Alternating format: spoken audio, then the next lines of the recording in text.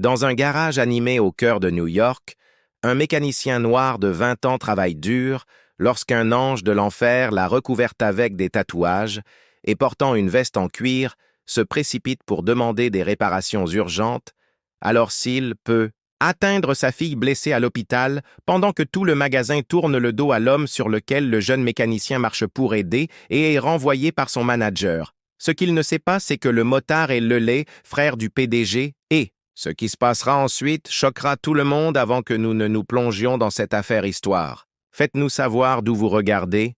Nous aimons entendre votre pensée la cohue matinale dans le centre-ville de Manhattan, bourdonnait comme une machine bien huilée bloquée la rue devant le garage automobile sur la 54e et Lexington. Les klaxons hurlaient, les travaux de construction bourdonnaient à proximité bâtiment à l'intérieur du garage. Les lumières fluorescentes scintillaient au-dessus des rangées de coffres à outils en acier et des voitures hissées dans les airs s'assentaient. L'essence, le vieux caoutchouc et le café brûlé, les mécaniciens bougeaient paresseusement en riant au-dessus des blagues grossières et en sirotant des tasses surdimensionnées alors que la journée avançait, mais pas Malik, à seulement 20 ans s'il, se démarquait non seulement par sa jeunesse, mais aussi parce qu'il travaillait comme si sa vie en dépendait. Il avait la peau brune foncée, cheveux courts et bras définis par des années de tournage de clés. Il portait un sac combinaison bleu marine taché de graisse avec son nom brodé sur la poitrine. La sueur lui collait aux tempes, même dans le fraîcheur matinale, tandis que les autres discutaient et vérifiaient leur téléphone. Malik était sur le dos sous un Ford Explorer 22 en train de réparer une essieu pliée sans un mot. Les gens l'ont remarqué, mais pas comme il le méritait. « Hey, quelqu'un dit à Junior de prendre ma clé. »« Chop, chop, récru !» aboya l'un des techniciens seniors en jetant un chiffon dans la bouche de Malik direction. Un autre intervint avec un sourire narquois. Le bon coup de main de Betty vient d'une longue file de gens qui faisaient du travail manuel. Si vous voyez ce que je veux dire, des rires ont éclaté, personne n'a bronché, j'ai serré la mâchoire, elle est sortie de sous le véhicule et je me suis dirigé vers le mur d'outils, en silence. Ce n'était pas le premier commentaire, ce ne serait pas le dernier. Des piques subtiles et quotidiennes à son sujet peau, son âge d'où il venait. Le manager n'a pas dit grand-chose, à moins que Maliki l'a raté un délai. Puis il a élevé la voix en l'appelant gamin devant les clients. Mais Malik a continué. Il n'y allait pas parce qu'il aimait le traitement, mais parce qu'il n'avait pas le choix. Sa mère travaillait de nuit dans un hôpital voisin. Les factures ne se payaient pas toutes seules. Il avait de grands rêves. Peut-être qu'un jour il dirigerait son propre garage, embauche des gars comme lui. Mais les rêves ne signifiaient pas grand-chose ici. Pas quand tu es jeune, pas quand tu es noir. Ce garage fonctionnait selon des règles hiérarchiques et tacites dans ce système. Malik était toujours en bas de l'échelle, non pas parce qu'il manquait de compétences, mais parce qu'il était probablement le technicien le plus pointu du magasin, mais à chaque fois qu'il s'avançait, quelqu'un lui marchait dessus. Et à chaque fois qu'il parlait, il recevait un avertissement. Alors, Malik travaillait tranquillement, déterminé, observait, attendait, et il n'avait aucune idée qu'aujourd'hui la journée qui avait commencé comme toutes les autres allait tout changer. Il était presque 10h30 quand la porte du magasin à grincer rouvrait le carillon au-dessus. Il laissa échapper un faible tintement noyé par le bourdonnement d'un clé à choc à l'arrière. Personne ne s'est retourné pour regarder, personne ne s'en souciait, mais Malik l'a remarqué sous le capot surélevé d'une Dodge. Il aperçut un grand homme qui marchait à l'intérieur avec de lourdes bottes, une veste en cuir usée au coude et d'épais tatouages remontant sur son cou comme des V sombres-cils. Avait l'air déplacé, non pas à cause de ses vêtements, mais à cause de la façon dont il se déplaçait rapidement, mais prudemment comme un homme cherchant quelque chose ou essayant de ne pas casser le visage de l'homme était rouge. Ses yeux parcoururent la pièce en scrutant chaque mécanicien, chaque bureau. Sa respiration était rapide et superficielle, mais pas plus en colère comme paniqué. Le mot « Hells Angel » brodé en rouge et blanc dans le dos de sa veste a attiré un jugement silencieux des regards depuis le coin de la pièce. Quelques clients près de la salle d'attente se sont déplacés mal à l'aise. L'un d'eux était un homme, costume, tenant un café, s'est penché vers sa femme et a murmuré. « Jésus, qu'est-ce qu'il fait ici ?» Le motard s'est approché comptoir et a parlé rapidement à bout de souffle, car tête morte juste à l'extérieur. « J'ai besoin d'aide, ma fille a eu un accident. Elle est aux urgences du centre-ville. Je dois y aller vite. » Sa voix se brisa. Non, pas par agressivité, mais par désespoir. « S'il te plaît, j'ai juste besoin d'un surtout une solution qui me permet de sortir d'ici. » La réceptionniste. Une femme nommée Kim avec des ongles assez longs pour tapoter son téléphone pendant qu'elle tapait. Elle n'a même pas levé les yeux. « Asseyez-vous » dit-elle catégoriquement. « Quelqu'un viendra à toi, mais je n'ai vraiment pas le temps d'attendre. Monsieur tout le monde ici a quelque part où aller. » Elle a rétorqué derrière lui. Deux le gars dans la file ont levé les yeux au ciel. Ils auraient dû appeler un Uber. A marmonné un autre client. S'est levé et a commencé un marchant vers la porte. Je ne me sens pas en sécurité avec ce type autour de moi. Regarde-le tatoué faisant les 100 pas comme un maniaque le motard. Tourna légèrement comme s'il réalisait pour la première fois qu'il n'était pas seulement ignoré, mais rejeté, qualifié de menace. Il s'éloigna du comptoir en se frottant le visage avec sa main et en regardant vers la rue comme s'il décidait qu'il s'agisse de courir, de crier ou de pleurer. Il fit un pas vers la porte, vaincu par la pêche-son. Téléphone sortit de sa poche pour appeler un taxi lorsqu'une voix coupa le bourdonnement du jugement. « Hé, attends !» Le motard se retourna. Malik se tenait à côté de l'établi, tenant une bouteille d'eau dans une main et s'essuyant les mains. « Sur un chiffon avec l'autre ? Quel genre de voiture ?» demanda Malik calmement, comme si c'était juste un autre travail Yamaha Cruiser. « Il y a quelque chose qui ne va pas avec l'allumage qui ne démarre pas. Je l'ai garé juste devant. Cool, si je jette un œil. » Malik s'est dirigé vers lui sans attendre. De réponse, et lui a offert de l'eau. « Tu as l'air d'un enfer. » Le motard a cligné des yeux. J'ai hésité, puis j'ai pris la bouteille. « Merci. Oui, ma fille, elle a fait une chute interne, saignement, ou quelque chose comme ça. L'hôpital est à l'autre. » Bout de la ville. Malik accroupi près du vélo, les yeux scrutant rapidement. « Je peux tenter ta chance. Ça pourrait être quelque chose de simple. Tu as le temps d'attendre 10 minutes. » 10 minutes. Je prendrai l'homme dit presque en chuchotant derrière eux. Une voix sarcastique retentit. « Regardez, Malik Jouer, au capitaine sauver un motard. » Malik ne s'est pas retourné, n'a pas répondu. Il fouilla dans sa boîte à outils méthodiquement et se mit au travail. Mais à l'intérieur de son cœur, il ne tremblait pas de peur, mais de l'alpoids de tout ce qui l'entourait. Il savait exactement ce qui se passait, les regards, le murmure, la distance que les gens gardaient, c'était familier. Trop familier. Il avait vécu depuis qu'il était assez vieux pour être suivi dans un magasin ou qu'on lui demandait s'il travaillait vraiment ici. Il n'aidait pas cet homme parce qu'il l'a aidé, parce qu'il le comprenait. Mais pendant que Malik travaillait, l'attention s'est épaissie le motard et resté à proximité pour regarder même dans sa panique.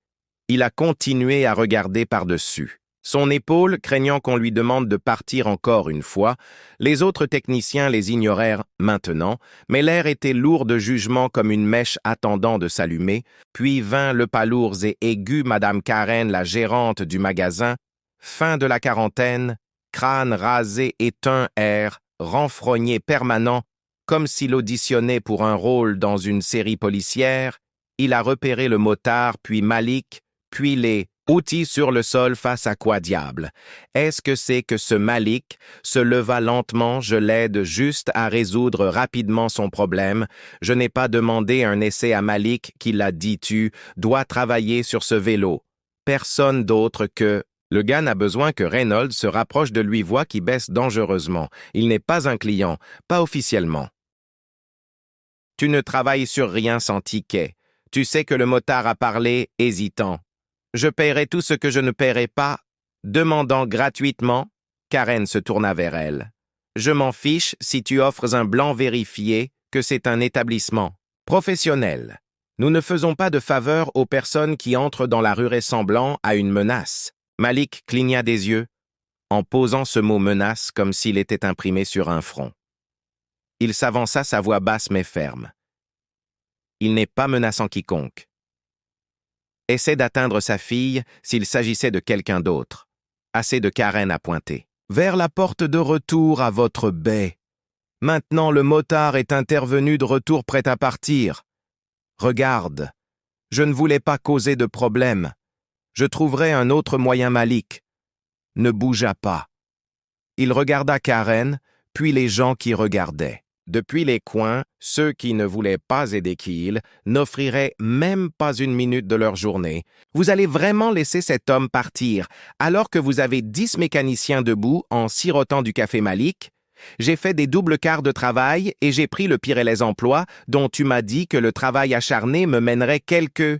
Par ici est la seule fois où j'ai aidé quelqu'un sans rien demander, tu es prêt à me jeter dehors. Les yeux de Karen se rétrécirent, sa lèvre se retroussa. Fais tes bagages. Outil, vous avez terminé. Silence. Malik n'a pas discuté. Il a juste regardé en retour, sans être choqué mais quelque chose de plus froid. L'acceptation. Le motard baissa les yeux et murmura « Je suis désolé, gamin. » Malik secoua la tête. « Ne le sois pas, ce n'est pas ta faute. Il ne voit pas toi ou moi. » Le motard hésita, puis tendit la main. Malik la prit, brève prise solide, une compréhension partagée et juste comme ça, l'homme dans le veste en cuir sortit par la porte. Malik se tenait seul, au centre d'une pièce pleine de monde, mais pourtant toujours invisible. Le garage est revenu à sa place rythme avec une facilité étrange, après que le motard soit parti comme si une pierre avait été jetée dans un étang et la surface lycéenne s'est terminée trop vite. Malik est resté immobile. Pendant un moment, la piqûre de la laisse-parole du directeur résonnait encore dans ses oreilles. Autour de lui, les outils tintaient et les pneus sifflaient avec l'air comprimé. Personne ne disait rien. Rien à lui. Pas de tape dans le dos, pas de défense. Juste le silence et le non-dit accord qu'il avait franchi une ligne en défendant. Un homme comme ça, il s'essuya les mains sur sa combinaison d'un air absent retournant vers son établi, comme un homme qui n'avait pas été licencié mais qui avait encore des choses à finir. Les outils s'étaient toujours en place, l'esquive sur laquelle il travaillait attendait toujours, et pourtant tout semblait différent maintenant que l'acte était accompli. Le choix avait été fait derrière l'un des techniciens. Marmonna juste assez fort pour que Malik entende tout ça pour un sale con dans un gilet de motard. Ce n'était pas ça vaut le coup, mec. Malik n'a pas répondu. Ses mains étaient instables, mais sa poitrine brûlait, pas avec regret. Non, ce n'était pas ça. C'était le fait de savoir la dure vérité, était que peu importait le nombre d'heures qu'il consacrait, le nombre d'essieux cassés qu'il réparait, ou le nombre de fois qu'il souriait en serrant les dents et était toujours le premier à sortir. Toujours le plus facile à blâmer, il avait passé 2 ans à prétendre qu'il gardait la tête froide des cendres, lui gagnerait du respect. Mais il réalisait maintenant que ce respect ne lui était jamais offert. Il entendit le directeur dans l'arrière-boutique, sa voix aiguë et dédaigneuse. Probablement au téléphone avec l'entreprise ou peut-être vantant auprès d'un ami de la façon dont il a géré la situation, Malik pouvait tout voir dans son esprit. Le sourire narquois, l'autosatisfaction, le manque total de compréhension de ce qui s'était réellement passé, il a continué à travailler, non pas par l'entêtement, mais par instinct, un boulon puis un autre. Ses mains se déplaçaient sur la mémoire musculaire, mais ses pensées dérivaient-ils, imaginaient le motard sur le trottoir cherchant son téléphone en espérant qu'un taxi arriverait à temps, il imaginait l'homme-fille seul dans un lit d'hôpital. Les minutes s'écoulent comme des heures, cet homme était entré dans une pièce pleine de monde et avait été traité comme un problème, et pourquoi une veste tatoue le mauvais type de Malik. Avait déjà vu ce regard dans les yeux des autres, avant le genre de regard qui dit « Tu n'es pas l'un des nôtres ». Tu n'as pas ta place ici. Il avait grandi en regardant son maman se fait parler dans les épiceries, en voyant les professeurs le renvoyer sans raison. Les policiers roulent lentement devant lui quand je suis rentré tard du travail, et maintenant c'était à nouveau le cas. Mais cette fois, quelqu'un d'autre avait été victime de cette erreur, qui sur le papier n'aurait jamais dû avoir quoi que ce soit en commun avec Malik, et pourtant ils avaient tout en commun dans ce domaine moment. Yo a appelé Shem depuis le bureau. Tu vas rester là toute la journée. Karen a dit que tu étais dehors. Malik a levé les yeux et pour une seconde, il a voulu dire quelque chose pour défier le système de crier. Mais quoi, cela changerait-il? Ces gens avaient déjà pris leur décision, alors il a hoché la tête. Une fois calmement et retourné à l'arrière pour récupérer ses affaires, le vestiaire sentait la vieille sueurée Rubber Malik, ouvrit lentement son casier, les charnières, grinçant comme si elle n'avait pas été graissée depuis des années. Il le jeta ce gant à l'intérieur, il a ouvert sa combinaison à moitié et a pris une longue inspiration. Il n'était pas en colère, pas de la manière dont il s'attendait, pas d'une manière qui pourrait être résolue par des cris ou des coups de poing. Il a ressenti quelque chose, une sorte de clarté plus profonde et plus propre, car à ce moment-là, il a perdu son emploi pour haine et dans quelqu'un. Il se sentait enfin lui-même, comme s'il avait fait quelque chose qui comptait, même si personne, d'autres ne pouvaient le voir, alors qu'il enfilait son sweat à capuche et commençait à ranger ses outils. La porte grinça derrière lui. C'était celle de Jonas, des nouvelles technologies, à peine un an après avoir parlé à peine. « Hé !» Jonas a marmonné. Ça, il y avait quelque chose là-bas. Malik lui lança un regard pas vif, juste fatigué. Ouais, Jonas se gratta la nuque. Je veux dire, je ne sais pas, ce type avait l'air louche, mais il était pressé, il semblait réel comme la plupart des gars. Je ne lui ai même pas jeté un second regard. Je lui ai juste dit que Malik avait fermé sa boîte à outils avec un clic. Ouais, c'est ça le problème. Il est passé devant Jonas, sans un mot de plus, bottes résonnant dans le couloir. Chaque pas semblait plus lourd, comme s'il portait non seulement un sac d'outils, mais le poids d'eux. Chaque fois qu'il avait été obligé de ravaler sa fierté alors qu'il atteignait à nouveau la baie principale, il s'arrêta et l'atelier était tout comme il y avait eu des machines bourdonnantes, des hommes parlant, du pétrole ruisselant sur le béton, un monde qui avait décidé qu'il n'appartenait pas à Karen, se tenait près du comptoir, presse-papier, à la main, faisant semblant de ne pas appartenir, remarque Malik, mais sa mâchoire était serrée, ses yeux se sont levés juste assez longtemps pour dire « Ne dis plus rien ». Malik n'a-t-il pas simplement marché jusqu'où j'ai poussé la porte d'entrée et je suis sorti dans l'air froid, et là, debout au bord du trottoir, se trouvait le motard. Il n'était pas parti. Malik cligna des yeux surpris. « Je pensais que tu serais à l'hôpital maintenant. » L'homme hocha la tête. « Je venais de rentrer. Elle s'est arrêtée, elle est stable, elle est arrivée à temps grâce à toi. » Malik la regardait cherchant. Pourquoi revenir? Les yeux du motard étaient fatigués mais clairs. « Parce que tu es là où tu es, parce que personne ne devrait avoir à payer ce genre de prix pour avoir fait ce qu'il fallait. » Malik ne savait pas quoi pour le dire, il n'a rien dit. Le motard a tendu la main à nouveau, plus fermement cette fois. Malik l'a secoué, son nom est Ray Malik. Ray a fait un léger sourire. « Eh bien Malik, as-tu déjà eu besoin d'un travail ou quoi que ce soit, trouve-moi » et avec ça, je me suis retourné et je suis parti dans la ville et la circulation engloutie par les taxis, les sirènes et l'acier. Malik resta là un long moment laissant l'air froid remplir ses poumons. Il ne savait pas ce qui allait se passer ensuite. Travail sans plan, mais quelque chose a changé pour la première fois depuis longtemps. Maliki avait l'impression de ne pas avoir survécu au jour où il avait choisi qui il voulait être. « Tu ne travailles sur rien sans ticket. Tu sais que le motard a parlé hésitant, je paierai tout ce que je ne paierai pas, demandant gratuitement. » Karen se tourna vers elle. « Je m'en fiche si tu offres un blanc vérifié que c'est un établissement.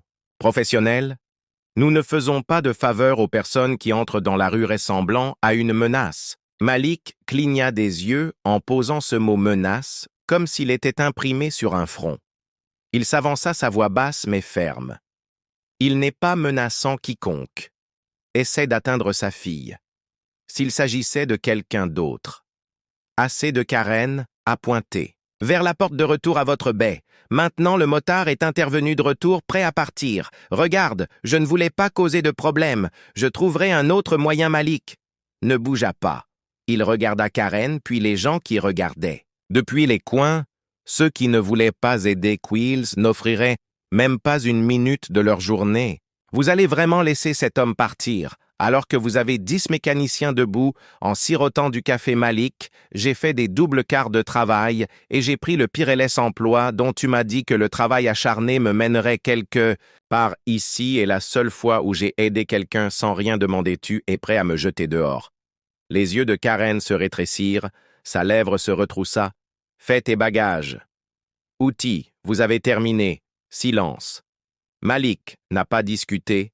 Il a juste regardé en retour, sans être choqué mais quelque chose de plus froid, l'acceptation. Le motard baissa les yeux et murmura « Je suis désolé, gamin. » Malik secoua la tête. « Ne le sois pas. Ce n'est pas ta faute. Il ne voit pas toi ou moi. » Le motard hésita, puis tendit la main. Malik la prit brève, prise solide, une compréhension partagée, et juste comme ça, l'homme dans le veste en cuir sortit par la porte. Malik se tenait seul au centre d'une pièce pleine de monde, mais pourtant toujours invisible. Le garage est revenu à sa place rythme, avec une facilité étrange, après que le motard soit parti comme si une pierre avait été jetée dans un étang, et la surface lissée, elle, s'est terminée trop vite. Malik est resté immobile. Pendant un moment, la piqûre de la laisse-parole du directeur résonnait encore dans ses oreilles. Autour de lui, les outils tintaient et les pneus sifflaient avec l'air comprimé. Personne ne disait rien. Rien à lui, pas de tape dans le dos, pas de défense, juste le silence et le non-dit accord qu'il avait franchi une ligne en défendant. Un homme comme ça, il s'essuya les mains sur sa combinaison d'un air absent-retournant vers son établi, comme un homme qui n'avait pas été licencié, mais qui avait encore des choses à finir, les outils s'étaient toujours en place, l'esquive sur laquelle il travaillait attendait toujours, et pourtant tout semblait différent maintenant que l'acte était accompli. Le choix avait été fait derrière l'un des techniciens, marmonna juste assez fort pour que Malik entende tout ça pour un sale con dans un gilet de motard. Ce n'était pas ça vaut le coup, mec. Malik n'a pas répondu, ses mains étaient instables mais sa poitrine brûlait pas avec regret. Non, ce n'était pas ça. C'était le fait de savoir la dure vérité était que peu importait le nombre d'heures qu'il consacrait, le nombre d'essieux cassés qu'il réparait ou le nombre de fois qu'il souriait en serrant les dents et était toujours le premier à sortir. Toujours le plus facile à blâmer, il avait passé 2 ans à prétendre qu'il gardait la tête froide des cendres lui gagnerait du respect, mais il réalisait maintenant que ce respect ne lui était jamais offert. Il entendit le directeur dans l'arrière-boutique, sa voix aiguë et dédaigneuse, probablement au téléphone avec l'entreprise ou peut-être se vantant auprès d'un ami de la façon dont il a géré la situation. Malik pouvait tout voir dans son esprit, le sourire narquois, l'autosatisfaction, le manque total de compréhension. De ce qui s'était réellement passé, il a continué à travailler, non pas par l'entêtement, mais par instinct, un boulon puis un autre. Ses mains se déplaçaient sur la mémoire musculaire, mais ses pensées dérivaient-ils, imaginaient le motard sur le trottoir cherchant son téléphone en espérant qu'un taxi arriverait à temps. Il imaginait l'homme-fille, seul dans un lit d'hôpital. Les minutes s'écoulent, comme des heures. Cet homme était entré dans une pièce pleine de monde et avait été traité comme un problème. Et pourquoi une veste tatoue le mauvais type de Malik? Avait déjà vu ce regard dans les yeux des autres, avant le genre de regard qui dit « Tu n'es pas l'un des nôtres, tu n'as pas ta place ici. » Il avait grandi en regardant son maman se fait parler dans les épiceries, en voyant les professeurs le renvoyé sans raison. Les policiers roulent lentement devant lui quand je suis rentré tard du travail, et maintenant c'était à nouveau le cas.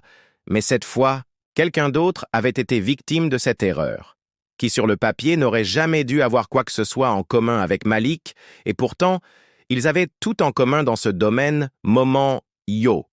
A appelé Shem depuis le bureau. Tu vas rester là toute la journée, Karen a dit que tu étais dehors. Malik a levé les yeux et pour une seconde, il a voulu dire quelque chose pour défier le système de crier, mais quoi cela changerait-il? Ces gens avaient déjà pris leur décision. Alors il a hoché la tête. Une fois calmement et retourné à l'arrière pour récupérer ses affaires, le vestiaire sentait la vieille sueurée Robert Malik ouvrit lentement son casier. Les charnières, grinçant comme si elles n'avaient pas été graissées depuis des années. Il le jeta ce gant à l'intérieur, il a ouvert sa combinaison à moitié et a pris une longue inspiration. Il n'était pas sans colère, pas de la manière dont il s'attendait, pas d'une manière qui pourrait être résolue par des cris ou des coups de poing. Il a ressenti quelque chose, une sorte de clarté plus profonde et plus propre. Car à ce moment-là, Il a perdu son emploi pour haine, aidant quelqu'un. Il se sentait enfin lui-même, comme s'il avait fait quelque chose qui comptait, même si personne d'autre ne pouvait le voir. Alors qu'il enfilait son sweat à capuche et commençait à ranger ses outils, la porte grinça derrière lui, c'était celle de Jonas. Des nouvelles technologies à peine 1 an après avoir parlé à peine. « Hey !» Jonas a marmonné, ça il y avait quelque chose là-bas. Malik lui lança un regard pas vif, juste fatigué. Ouais, Jonas se gratta la nuque. Je veux dire, je ne sais pas, ce type avait l'air louche, mais il était pressé. Il semblait réel. Comme la plupart des gars, je ne lui ai même pas jeté un second regard. Je lui ai juste dit que Malik avait fermé sa boîte à outils. Avec un clic, ouais, c'est ça le problème. Il est passé devant Jonas, sans un mot de plus botte résonnant dans le couloir. Chaque pas semblait plus lourd, comme s'il portait non seulement un sac d'outils, mais le poids de. Chaque fois qu'il avait été obligé de ravaler sa fierté, alors qu'il atteignait à nouveau la baie principale, il s'arrêta et l'atelier était tout comme il y avait eu des machines bourdonnantes, des hommes parlants, du pétrole ruisselant sur le béton, un monde qui avait décidé qu'il n'appartenait pas à Karen, se tenait près du comptoir, presse-papier, à la main, faisant semblant de ne pas appartenir, remarque Malik, mais sa mâchoire était serrée, ses yeux se sont levés juste assez longtemps pour dire « Ne dis plus rien ». Malik n'a-t-il pas simplement marché jusqu'au j'ai poussé la porte d'entrée et je suis sorti dans l'air froid et là, debout, au bord du trottoir, se trouvait le motard. Il n'était pas parti. Malik cligna des yeux surpris. « Je pensais que tu serais à l'hôpital maintenant. » L'homme hocha la tête. « Je venais de rentrer. Elle s'est arrêtée. Elle est stable. Elle est arrivée à temps grâce à toi. » Malik la regardait cherchant pourquoi revenir. Les yeux du motard étaient fatigués mais clairs. « Parce que tu es là où tu es, parce que personne ne devrait avoir à payer ce genre de prix pour avoir fait ce qu'il fallait. » Malik ne savait pas quoi pour le dire. Il n'a rien dit. Le motard a tendu la main à nouveau, plus fermement cette fois. Malik l'a secoué. Son nom est Ray Malik. Ray a fait un léger sourire. « Eh bien, Malik, as-tu déjà eu besoin d'un travail ou quoi que ce soit? Trouve-moi. » Et avec ça, je me suis retourné et je suis parti dans la ville et la circulation engloutie par les taxis, les sirènes et l'acier. Malik resta là un long moment laissant l'air froid remplir ses poumons. Il ne savait pas ce qui allait se passer ensuite. Travail sans plan. Mais quelque chose a changé pour la première fois depuis longtemps. Malikil avait l'impression de ne pas avoir survécu au jour où il avait choisi qui il voulait être. Des cercles, des yeux qui se précipitent comme s'ils attendaient que quelque chose de gros tombe avant que Mick puisse demander aux portes doubles de la salle de conférence s'ouvrit et une voix appela fermement et directement Malik Brown. « Entrez !» Il reconnut la voix de M. Ellison. Le PDG de toute la chaîne de garage l'avait déjà vu 2 fois auparavant. Parfois, à distance, lors de visites sur site, lorsque l'ensemble du magasin était poli comme une salle d'exposition, Ellison était un grand et composé homme d'une 50aine d'années, toujours en pantalons repassés et chaussures en cuir qui ne semblaient jamais toucher la poussière. Mais aujourd'hui, il ne portait pas de costume. Aujourd'hui, il était en jean, manches retroussées, et son visage ressemblait à quelqu'un qui n'avait pas dormi. Malik entra dans la pièce qui sentait le café et la tension au bout de la table se tenait. Ray le motard.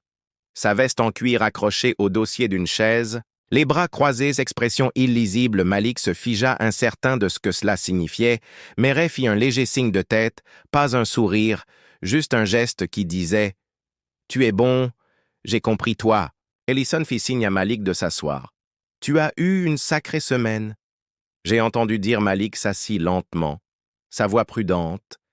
Il ne s'attendait pas à revenir. Ellison se pencha hier, en joignant les mains sur la table. Un homme est entré dans l'un de mes magasins et la plupart de mon personnel l'a traité comme un criminel, une menace. Ils l'ont jugé sur son apparence et non sur la raison pour laquelle il était là. A demandé de l'aide et il a été ignoré pire qu'ignoré. Il a été renvoyé de Ray. La voix était basse et claire. Sauf qu'il jeta un coup d'œil vers Ray, puis de nouveau vers Malik, sa famille. Ma famille. Malik fronça les sourcils pris au dépourvu. Attends quoi? Ellison hocha la tête vers Malik. Tu étais le seul à le traiter comme une personne, et c'est grâce à ça qu'il est arrivé à l'hôpital à temps pour voir sa fille sortir de la chirurgie. Vous n'avez pas seulement réparé un vélo, vous avez donné une chance à un père d'être aux côtés de son enfant quand cela comptait le plus. La gorge de Malik se serra. Il ne s'attendait pas à ça. Il se déplaça, yeux assis, se balançant entre eux. Je n'essayais pas de faire une déclaration. Jail avait besoin d'aide. « Et tu l'as donné » dit simplement Ray. « Personne d'autre ne l'a même regardé moi. J'ai déjà vu ça, je l'ai vécu. Les gens ne s'attendent pas à de la gentillesse de gare qui me ressemble. Mais tu n'as pas cligné des yeux. Tu as juste agi. » Il y avait un long silence avant qu'Ellison ne parle à nouveau. « Ray n'est pas seulement mon frère. Il m'a aidé à construire cette entreprise au début, avant les costumes, avant les contrats. Il était là-bas dans le froid de réparer des voitures avec moi, bien avant qu'il y ait 10 emplacements et un conseil d'administration. Il a pris du recul. Il y a des années, mais il compte toujours pour moi et pour cette entreprise. Et quand j'ai découvert comment il avait été traité hier, j'étais furieux. La voix de Malik était calme. J'ai perdu mon travail à cause de ça. Ellison, je me suis penché en arrière et votre manager a perdu le sien ce matin avec effet immédiat. La discrimination, qu'elle soit raciale, sociale ou visuelle, n'a pas sa place sous ce toit. Malik cligna des yeux, stupéfait, attendit sérieusement. Ray sourit pour la première fois, un petit chose tordue, pleine de courage. Tu as payé le prix pour avoir fait la bonne chose, le temps quelqu'un d'autre l'a fait aussi. Ellison s'est dirigé vers un petit dossier sur le bureau Malik. J'ai examiné votre dossier. Vos performances sont parmi les 5% les plus élevés de tous les temps. Dans notre boutique, vous n'avez jamais eu une seule plainte formelle et chaque client que vous avez touché est reparti heureux. Ce n'est pas commun à votre âge. Il fit glisser le dossier vers l'avant. Nous vous proposons une promotion de technicien principal pour cet emplacement. Les avantages d'augmentation de salaire constituent une équipe à vous et nous travaillerons directement avec vous pour nous assurer que cette boutique reflète les valeurs que nous prétendons défendre. Malik regarda les papiers. Accablé, la pièce est devenue légèrement floue sur les bords pendant un moment. Il ne pouvait pas parler. Ray a brisé le silence. Je ne porte pas de costume. Je ne serre pas la main à moins que je ne le pense vraiment. Mais je le pensais vraiment quand j'ai dit que ce que tu faisais comptait. Tu m'as vu et aujourd'hui, je voulais m'assurer que tu sois vu aussi. Malik se leva lentement, sa voix juste au-dessus d'un murmure. « Merci. Je ne sais même pas quoi dire. » Ellison a tendu la main pour dire oui, et Malik l'a fait, non pas avec des mots, mais avec une poignée de main, solide, sûre et stable, le genre d'emprise qui dit « Je suis là, je suis prêt, j'appartiens à quitter la pièce, les autres textos se sont séparés pour le laisser passer, personne n'a ri, personne n'a murmuré. » Ils l'ont regardé différemment maintenant, non pas parce qu'il avait gagné quelque chose, mais parce qu'il n'avait pas reculé à l'extérieur. La ville s'était assombrie dans les lumières du crépuscule, clignotait à la vie à travers les fenêtres, comme des étoiles se réveillant. Malik marchait sur le dossier en cuir du trottoir à la main et expira pour la première fois. Il avait l'impression de survivre. Il avait l'impression de devenir. Rejoignez-nous pour partager d'histoires significatives en appuyant sur les boutons j'aime et s'abonner. N'oubliez pas d'activer la cloche de notification pour commencer votre journée avec des leçons profondes et une empathie sincère.